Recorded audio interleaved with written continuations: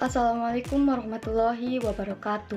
Di video ini saya akan menjelaskan mana dan keterkaitan antara para pemuda dan tetangga dengan nilai kenyamanan dan ketertiban yang ditangkap dari kasus tentang para pemuda yang nongkrong di malam minggu. Adapun isi kasusnya adalah beberapa orang pemuda komplek perumahan sedang menghabiskan waktu di malam minggu dengan santainya. Keasikan mereka ternyata mengganggu kenyamanan para tetangga. Pada awalnya, mereka cukup tertib tanpa mengeluarkan suara-suara candaan yang tidak membuat bising. Malam semakin larut, tanpa mereka duga, candaan dan obrolan para pemuda tersebut semakin keras didengar. Hal ini berakibat terganggunya kenyamanan.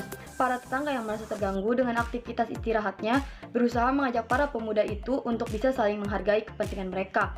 Dari hasil diskusi yang cukup tertib antara kumpulan pemuda dan para tetangga, pada akhirnya mereka bisa saling menghargai kepentingan satu sama lain.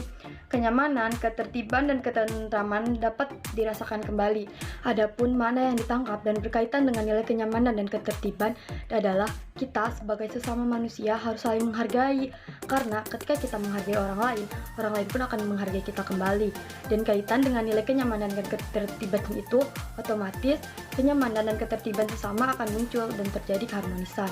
Nah, kepentingan bagi para pemuda tersebut adalah bersosialisasi, meluangkan waktu ketika stres dengan daya upaya yang mereka lalui di kehidupannya, ladang untuk berkomunikasi seperti curhat dan yang lainnya. Dan kepentingan bagi para tetangga itu adalah untuk beristirahat pada malam hari setelah mereka beraktivitas seharian, karena hal ini merupakan faktor penting dalam kehidupan. Lalu bagaimana keterkaitan saling menghargai kepentingan antara para pemuda dan tetangga yang beristirahat pada malam hari dengan konsep Andi Hamzah? Nah, kaitannya ini adalah menghargai kepentingan orang lain agar pengamanan dan pemenuhan hak asasi terpenuhi dengan sikap saling menghargai.